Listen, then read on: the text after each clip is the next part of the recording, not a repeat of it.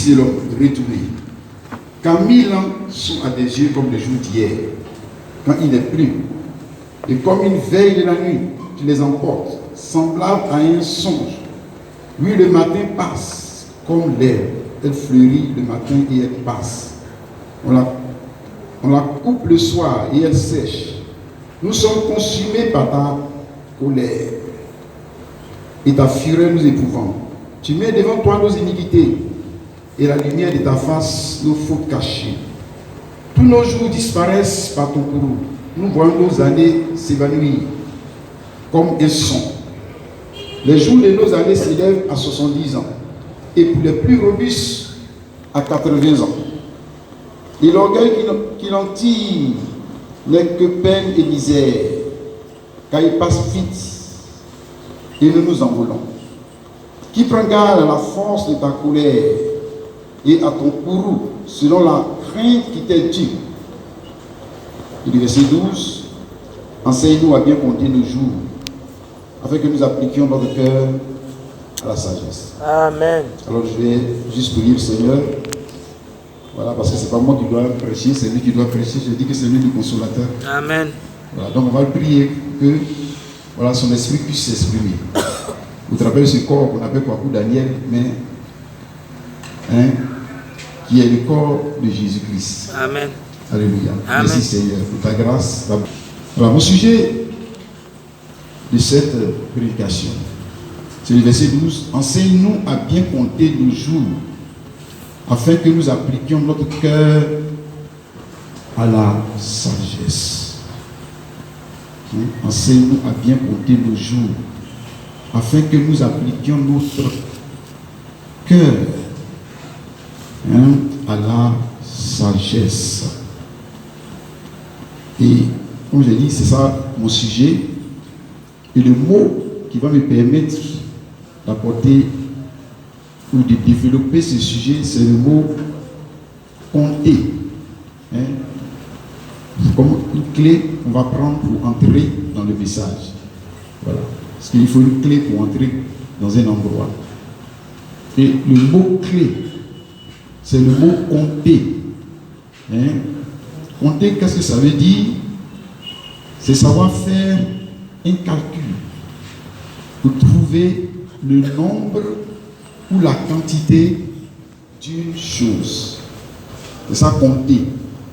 Savoir faire un calcul pour trouver le nombre ou la quantité d'une chose. Et c'est très important pour nous qui sommes les hommes, parce que nous avons des écoles de comptabilité, nous avons des écoles d'économie, nous avons des écoles de gestion, nous avons des écoles où on va pour apprendre à bien compter, à bien compter l'argent des autres, n'est-ce pas? Amen. À bien compter ce qui appartient à autrui. Quand tu prends comme comptable, c'est ça. Mais dans quelle école on va aller? Messieurs et dames, frères et sœurs, chers parents, dans quelle école allons-nous aller pour qu'on nous enseigne à bien compter nos jours? Parce que c'est ce qu'il dit ici. Afin que nous appliquions notre cœur à la sagesse. Dans quelle école? Si on dit enseigne-nous, ça veut dire qu'il y a quelqu'un qui est un professeur, ou il y a quelqu'un qui est un maître, il y a quelqu'un qui est un détenteur du savoir. C'est pour ça qu'on va à l'école. Donc on nous enseigne. Mais ici, il est question de enseigne-nous à bien compter nos jours. Alors, la question est, dans quelle école on va aller? Dans quelle religion on va aller? Vers quel professeur? Parce que c'est un professeur qui enseigne, c'est un maître qui enseigne. Ou on va dire un docteur. Ou quelqu'un qui a la maîtrise. C'est lui qui doit enseigner. Enseigner ceux qui sont les néophytes, ceux qui sont... On peut enseigner, c'est-à-dire parce que tu ne connais pas. Mais où nous on va aller, nous tous qui sommes ici cette nuit, pour qu'on nous enseigne à bien compter nos jours. Laissez-moi dire ça comme ça, à bien compter le nombre de jours que le propriétaire des jours, le propriétaire de la vie, le propriétaire de ta destinée, t'a donné. Où tu vas aller pour qu'on t'enseigne à bien compter les jours qu'on t'a donnés. La vie qu'on t'a donnée, l'argent qu'on t'a donné, le travail qu'on t'a donné, le foyer qu'on t'a donné. Où est-ce que tu vas aller? Pour qu'on t'enseigne à bien compter. Bien compter, ça veut dire faire calcul. Bien compter, ça veut dire gérer. Bien compter, ça veut dire que tu es un économe. Tu es un gestionnaire, parce que tu n'es pas le propriétaire de la vie. Personne d'autre aussi est le propriétaire de la vie. C'est quelqu'un qui nous a donné cette vie. Ou c'est quelqu'un qui m'a donné ce mari, qui m'a donné cette femme, c'est qui m'a donné ce travail, etc., etc. Les pieds que j'ai, tout est une question de don. Tout ce qu'on a, les pieds que j'ai, tout ça c'est don. Tout est une question de don. Et c'est le propriétaire de la vie. Celui qu'on dit ici, celui qui doit nous enseigner, celui qui est le propriétaire, c'est le maître. C'est celui qui nous a donné. Maintenant, où on va aller pour qu'on puisse nous apprendre à bien compter. À bien compter, afin que quand le moment va venir de rendre compte de la gestion des jours qu'on t'a donné, de la beauté qu'on t'a donnée, de la forme qu'on t'a donnée, du corps qu'on t'a donné, de la vie qu'on t'a donnée, du foyer qu'on t'a donné. Parce qu'un jour va venir où tu dois rendre compte de ce qu'on t'a donné. Où on va aller? Pour qu'on nous enseigne à bien compter. Parce que le jour va venir. Le jour va venir. Absolument. Où je dois rendre compte au propriétaire du jour que j'ai vécu sur la terre. Peu importe le nombre. Ce n'est pas le nombre qui est le plus important. Ce n'est pas le nombre qui est le plus important, comme on va le voir. Ce n'est pas le nombre de jours qu'on fait sur la terre le plus important. Le plus important, c'est que pendant le nombre de jours là, est-ce qu'on m'a enseigné à bien compter le nombre de jours que le propriétaire des jours m'a attribué? Parce que le jour vient où je dois lui rendre compte de la gestion des jours, du temps, de l'argent. C'est ça, frère et soeur. Messieurs et dames. Parce qu'il n'y a pas un économe ou bien comptable de dire le jour arrive et puis il n'a pas de compte à rendre. Hein? Ou alors on peut dire comme ça, je ne peux pas utiliser la chose de quelqu'un et puis on ne lui doit rien. C'est pas juste. Tu vois? Ici, voilà l'électricité, tu payes. Tu utilises l'eau, tu payes. Mais et le nombre de jours que tu as utilisé, le nombre de jours que le propriétaire t'a donné, qu'est-ce que tu ne lui dois rien? Tu ne lui dois même pas merci. Tu ne lui dois rien dans ton argent. Tu ne lui dois rien dans le temps qu'il t'a donné. Tu ne lui dois rien dans le travail qu'il t'a donné. Tu ne lui dois rien. Mais au-delà de cela, tu n'as pas de compte à lui rendre. Ça veut dire qu'il y a quelque chose qui nous a échappé. C'est qu'il y a quelque chose qui nous a échappé. Si nous disons que nous n'avons pas de compte à rendre au propriétaire de la vie, ou qu'on ne lui doit rien, c'est qu'il y a quelque chose qui ne va pas. Dans notre enseignement, on nous a mal enseigné. On nous a mal enseigné. L'école dans laquelle nous on croit qu'on est allé là, c'est qu'on nous a mal enseigné. C'est que ce professeur là, c'est pas un bon professeur. Parce qu'un bon professeur, il doit nous enseigner à bien compter nos jours. Ce n'est pas seulement les maths qui doivent nous enseigner, la géographie, etc. Non. Un bon professeur, Il doit nous apprendre à bien compter nos jours. Parce que le jour va venir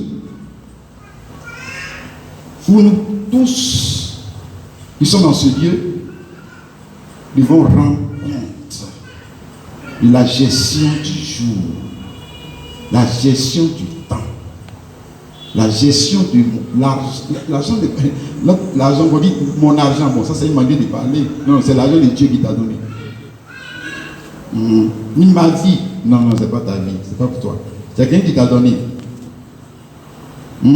Ma voiture, bon, on a l'habitude en tant qu'homme, pas toujours ma chose. Mais en fin de compte, on se rend compte que non, c'était pas pour toi, c'était pour quelqu'un d'autre. C'est pas pour toi.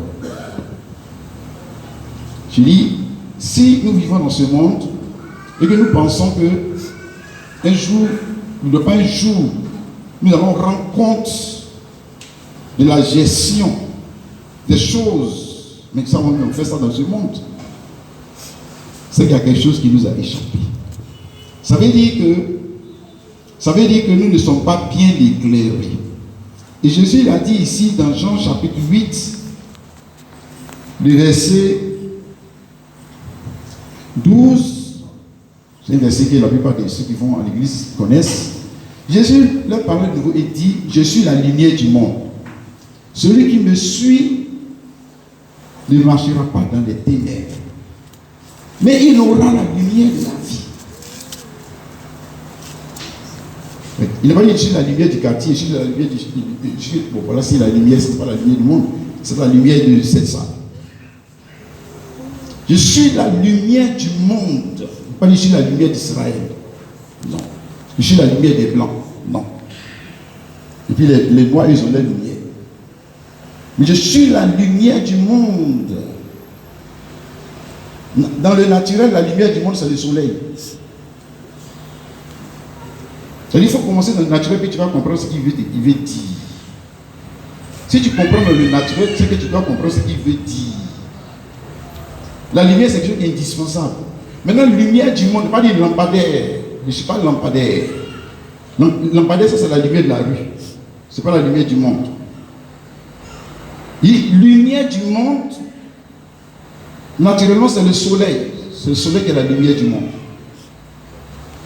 Et nous disons qu'il y a un seul soleil. Le même soleil qui commence à l'est, c'est le même soleil qui brille dans ton village, dans mon village. Il n'y a pas soleil des blancs, il n'y a pas soleil des noirs, il n'y a pas soleil des bleus, ou je ne sais pas s'il y a des bleus. Non. Le soleil est le type de Dieu. Il n'y a pas le Dieu des blancs, il n'y a pas le Dieu des noirs, il y a un Dieu unique. Et celui qui te parle ici, je suis la lumière du monde là, il est en train de te dire qu'il est ce Dieu là. C'est ce qu'il est en train de te dire. Je suis la lumière du monde dans le sens spirituel, c'est-à-dire que je suis le soleil. Je suis le Dieu unique. Celui qui me suit ne marchera pas dans les ténèbres. Ténèbres, c'est quoi? C'est l'ignorance. Le contraire des instructions, c'est l'ignorance. Quelqu'un qui est instruit n'est pas ignorant. Et une personne qui est ignorante, c'est une personne qu'on va toujours dominer. Et une personne qui est instruite, c'est une personne qui commence à avoir le pouvoir de dominer. Parce que pour commencer à dominer, il faut avoir la connaissance. Il faut avoir la connaissance, l'instruction. Et puis tu commences maintenant à dominer. À dominer qui? Mais celui qui est ignorant. Qui marche dans les ténèbres. Mais ici, on ne parle pas de ténèbres, on va éteindre cette lumière, on va dire ténèbres. Non, ici, il parle de ignorance, mal éclairée. En ce qui concerne quoi? Mais en ce qui concerne la réalité des choses de la vie. Donc, une personne qui ne sait pas compter. Bon, c'est qu'elle allait à l'école. Elle sait compter. 1 plus 1, 2 plus 2, bon, même on peut dire pas plus 4, pas plus 5, pas plus 10. Mais elle ne sait pas compter elle ne sait pas compter le nombre de ses jours. Elle fait toujours des mauvais calculs. Même pour se marier, mauvais calcul. Travailler, mauvais calcul. Ses amis, mauvais calcul. Tout est mauvais calcul. Gaspille le temps. Gaspille sa jeunesse. C'est ça, apprendre à bien compter ses jours. Et pourquoi elle fait ça? Parce qu'elle est ignorante. Qu'un jour, elle devra rendre compte de la gestion des jours qu'on lui a donné, du travail qu'on lui a donné, du foyer qu'on lui a donné, de la femme, des enfants. Mais tout ça, ce sont des dons de Dieu. Même le corps qu'on a, c'est un don de Dieu. Tout ça, ce sont les dons de Dieu. Et on aura un jour à rendre compte de la gestion de tout cela. Celui qui n'arrive pas à comprendre cela, c'est parce que, comme j'ai dit, il n'est pas éclairé par la véritable lumière. La lumière nous permet de voir. Ce n'est pas parce que nous avons des yeux qu'on voit. Les yeux seulement ne suffisent pas pour voir. Il faut la lumière. Dans cette salle où nous sommes, si on était cette lumière, on aurait des difficultés à se voir. Mais tes yeux sont toujours là. Tu as des difficultés à te voir. Si tu as une tache derrière ici, ton dos, tu ne vois pas. Si tu as mal porté la vie, tu ne vois pas. Et pourquoi tu ne vois pas? Mais tes yeux sont là. Pourquoi tu ne vois pas? Parce qu'il n'y a pas de lumière. Ça, c'est pas de lumière. Donc tu peux dire je vois. Mais si la lumière du monde, Jésus-Christ, n'est pas cette lumière qui t'éclaire, tu ne vois rien. C'est juste. Tu ne sais même pas où tu vas. Le pire, c'est que tu te fies à ton raisonnement. À ton raisonnement. On veut savoir. Manque d'instruction. Manque de connaissances. Ignorance. Donc, dans ce cas-là, les situations vont te dominer. Les situations, même celles que nous sommes en train de traverser tous, ici. Je ne veux pas dire par la mort de notre soeur. Non, le mot mort. Est-ce que le mot mort même est bon pour nous qui avons été instruits dans la vie? Est-ce que le mot mort va avec le chrétien? Voilà. C'est-à-dire, ça dépend du maître qui t'a enseigné. Comment lui, il a défini la mort? C'est ça. Bon, si toi, ton professeur, je ne sais pas, on va dire quoi? Ton professeur, il a un niveau bas. Hein? Donc, il enseigne seulement avec les lettres 1 plus 1 égale 2. Maintenant, arrivé plus loin, l'autre qui est plus loin, lui, ne prend même pas il ne prend pas les chiffres, il prend les lettres pour faire les maths. Lui, il a un autre niveau. Lui, il a un autre niveau. C'est toujours maths. Hein? C'est toujours maths. Hein? Mais lui, il a un autre niveau de connaissances. Donc, ça dépend du niveau de connaissance de celui qui t'a enseigné.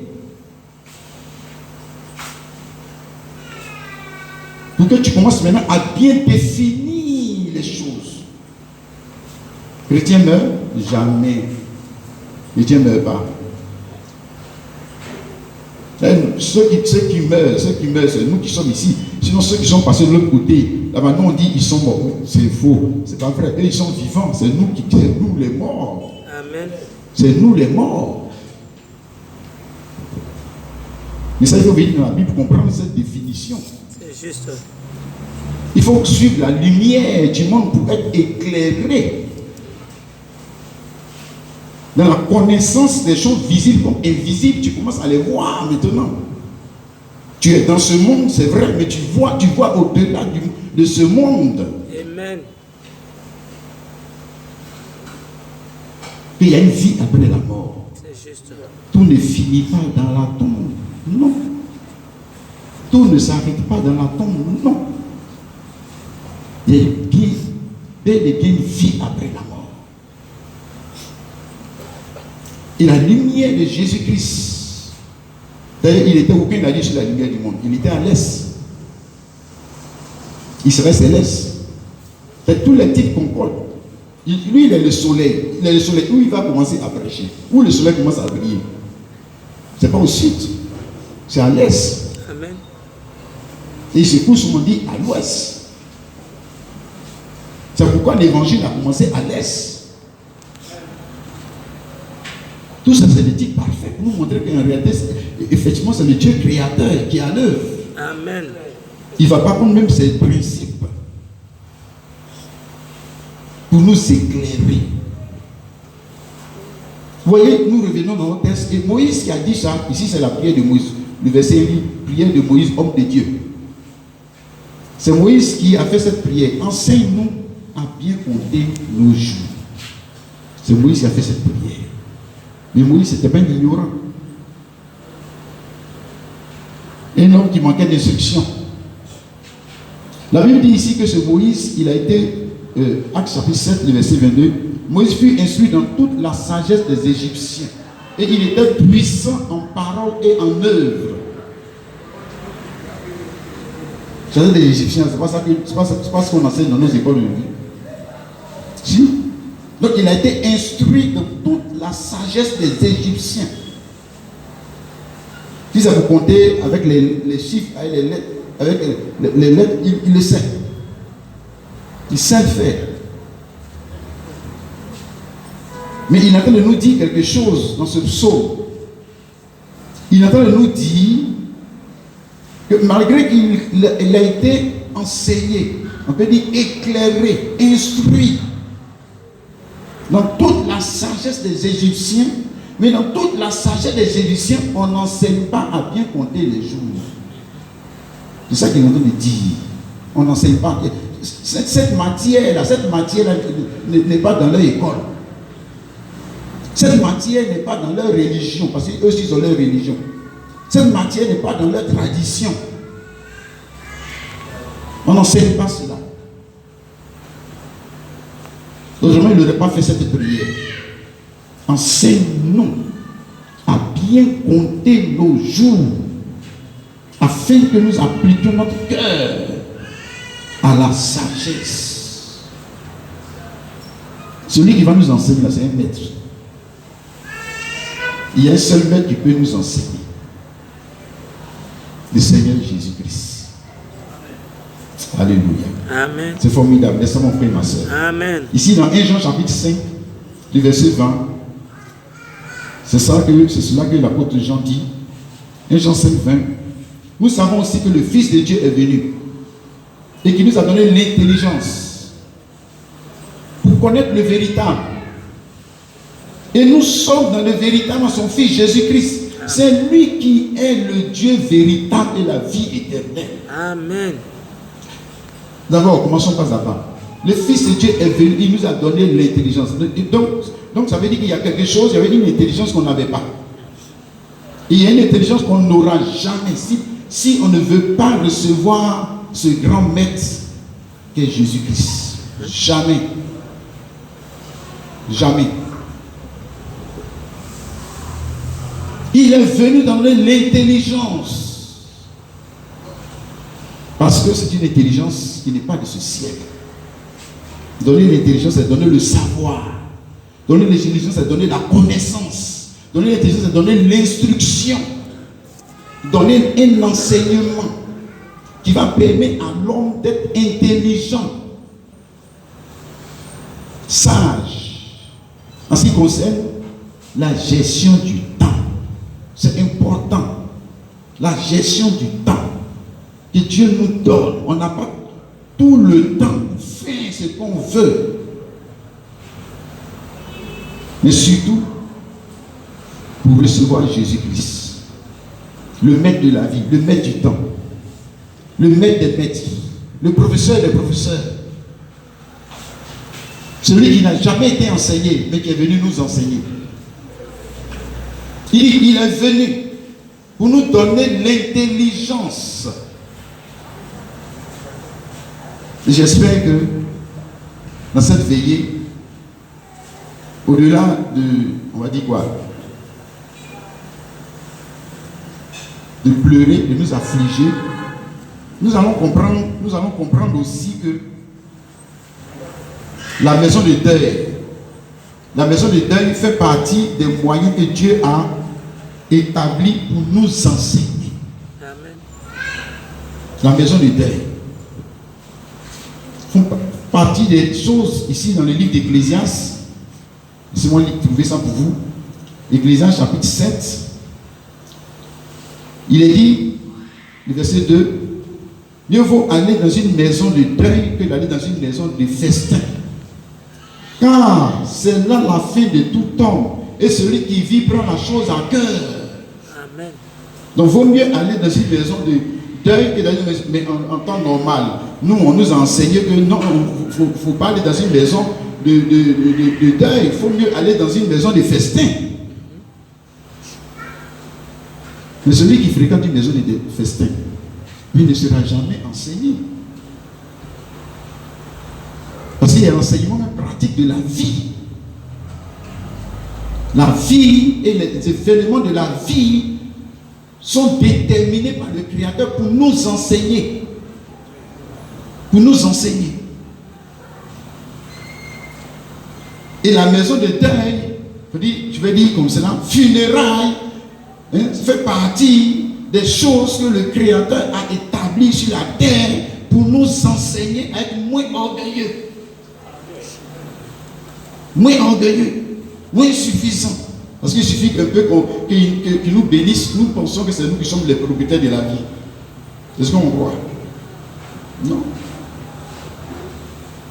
Donc pour nous, il y a des endroits sur la terre. Ici même, on dit que tu es fou, mais quand tu arrives à la justice et puis tu vois, les gens sont en train de juger des affaires, on dit banales, que tu as l'habitude de faire, et puis tu commences à prendre conscience que, donc la chose que j'ai l'habitude de faire, ça peut m'envoyer en prison.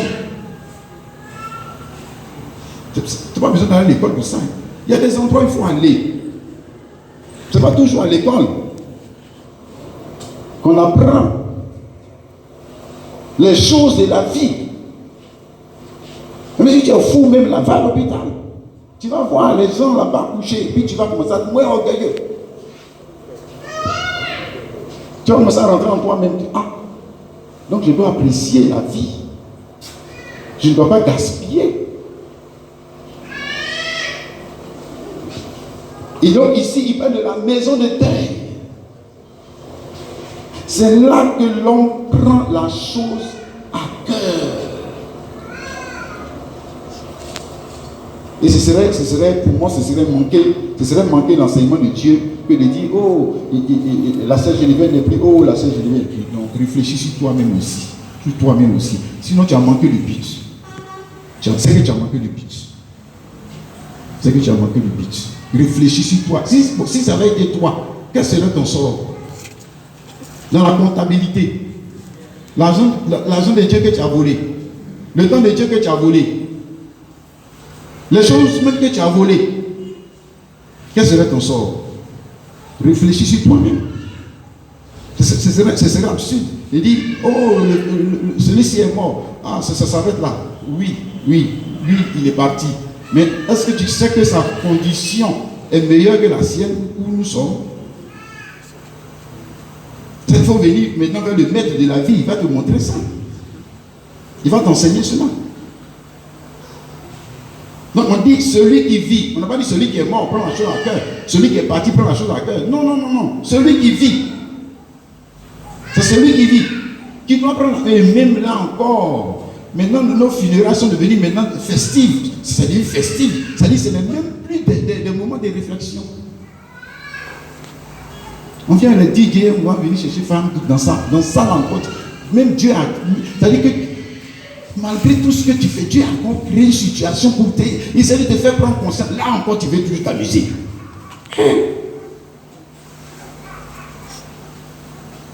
On ne joue pas avec la vie. La vie est sacrée. La vie est sacrée. Ne gaspille pas. La vie, elle est précieuse. Donc on ne gaspille pas sur le temps est sacré. C'est là qu'on prend la chose à cœur. C'est là qu'on prend la chose à cœur. Et au-delà de ces endroits-là, je pourrais citer assez que le Créateur a établi pour nous enseigner. Le Créateur lui-même est venu. Regardez encore. C'est ce qu'on a lu dans 1 Jean 5, 20. le Créateur lui-même vient dans la forme d'un fils d'homme, hein, pour nous donner l'intelligence. Il vient encore lui-même, le maître vient. Maintenant, il dit, je viens pour vous donner l'intelligence, pour que vous puissiez connaître le véritable. Véritable quoi? La véritable vie. Véritable bonheur. Véritable mariage. Parce que ce dans quoi nous on est là, la vie dans laquelle on est là, on appelle ça imitation. Lis bien la Bible, on appelle ça imitation. S'il y a véritable, c'est qu'il y a imitation. S'il y a l'original, c'est qu'il y a l'imitation. La preuve, un jour nous sommes quittés ce monde. Ça veut dire qu'on était dans une imitation. Ce n'est pas la véritable vie. La véritable vie, la véritable naissance, c'est la naissance. Donc les morts, celle que je connais maintenant. Amen. Elle est née dans un autre monde. C'est ça qu'on appelle la vraie naissance. Sinon pour nous, là, ça c'est la naissance dans les morts, ici, dans les problèmes. Donc il est venu nous donner l'intelligence pour que nous puissions quoi? Connaître l'instruction. Comprendre que d'abord, je suis dans la gestion des biens d'un maître. Et un jour, je vais quitter ce monde et je vais lui rendre compte de la gestion. Donc il a établi, comme j'ai dit, des choses. Le funéraire fait partie des choses. L'hôpital fait partie des choses. La justice fait partie des choses. L'église fait partie de ces choses. Il a été établi sur la terre, lui sur vous, pour nous enseigner. Et au-delà de ça, il dit, lui-même, il vient encore. Il s'est dit, ce n'est pas suffisant. Pour nous enseigner à bien compter nos jours, c'est important. À bien compter nos jours. Celui qui refuse son enseignement sera mal éclairé. Et un homme mal éclairé, c'est une personne qui fait le mal et croit qu'il est en train de faire bien. C'est ça une personne mal éclairée. Mal éclairée en ce qui concerne les choses de Dieu. En ce qui concerne Dieu. La seule personne qui est venue pour nous donner l'intention de connaître Dieu, c'est Jésus-Christ. C'est ce qu'on a lu dans 1 Jean 5, 20. La seule personne qui a la capacité de nous enseigner pour connaître Dieu, pour connaître les choses véritables, Jésus-Christ. Laissez-moi vous dire ça comme ça, le Dieu de Geneviève. Vous ne croyez pas ça? Amen. Oui. Jésus-Christ, ce n'est pas le Dieu d'Abraham, Isaac, Jacob. Ça, on va dire que je ne suis pas bien éclairé. C'est le Dieu des chrétiens. Donc pour moi, c'est le Dieu de Geneviève. Est venu pour nous enseigner, pour nous donner l'intelligence. Donc sans sa lumière, nous sommes mal éclairés.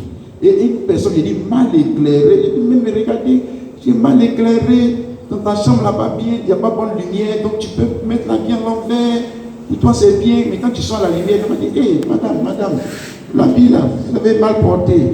Et pourquoi il peut dire ça? Parce qu'il y a la lumière. Parce qu'il y a la lumière.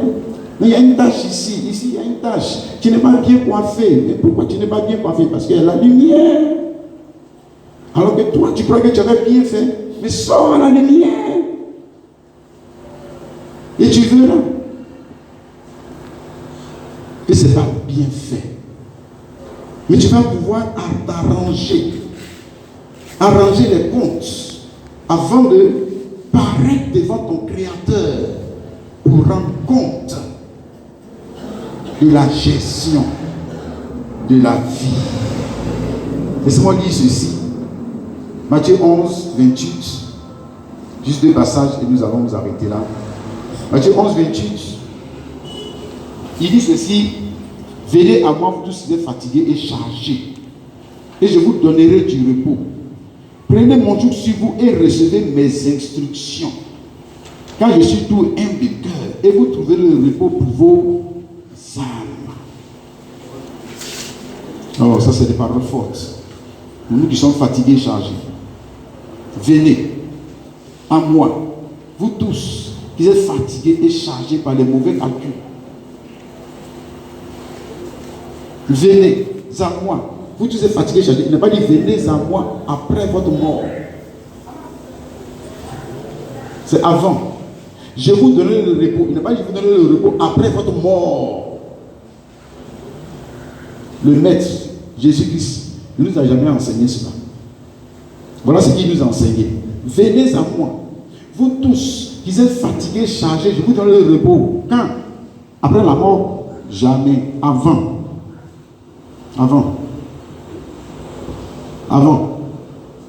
Et il a dit, je suis le chemin, la vérité et la vie. Je suis le chemin, la vérité et la vie.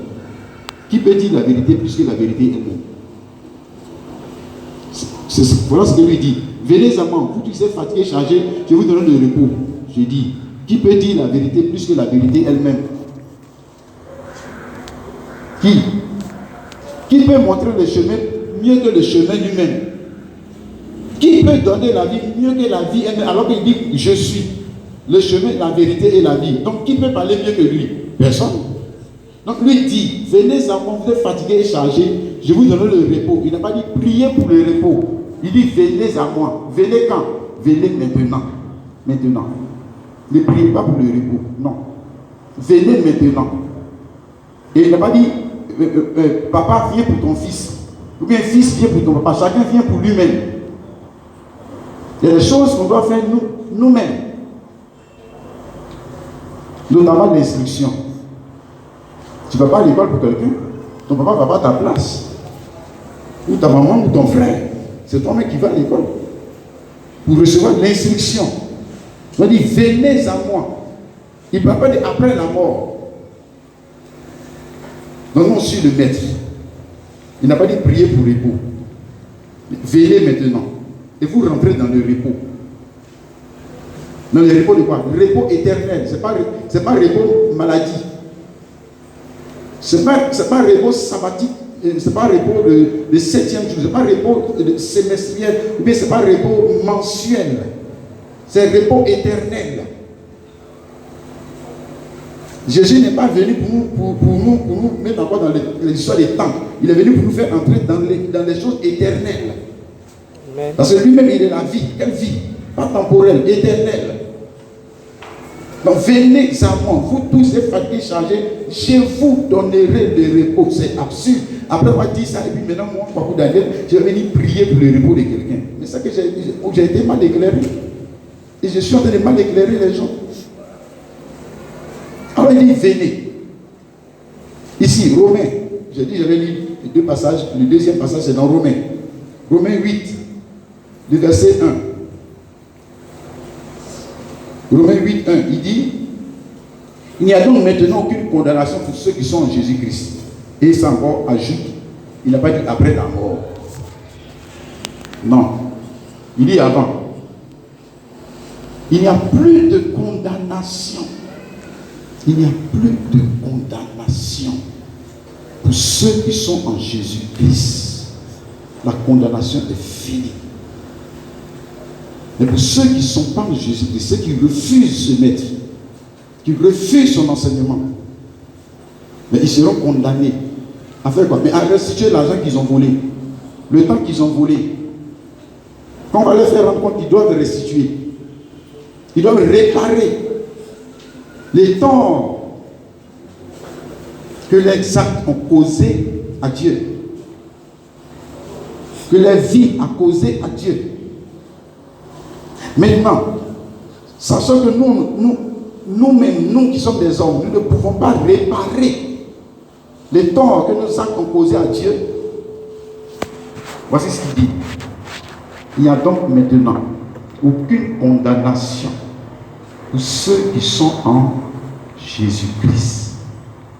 Parce qu'en Jésus-Christ, le prix que je devais payer pour la réparation du tort fait à Dieu, ce que je devais à Dieu pour payer, a été payé par qui? Jésus-Christ. Amen. C'est ça la bonne nouvelle. Alléluia. Amen. C'est ça la bonne nouvelle. La bonne nouvelle que notre sœur Geneviève a connue. Amen. C'est pour ça qu'on n'a pas besoin de prier pour elle. Cette parole est plus forte que la prière de n'importe qui, que la prière de quelqu'un ici.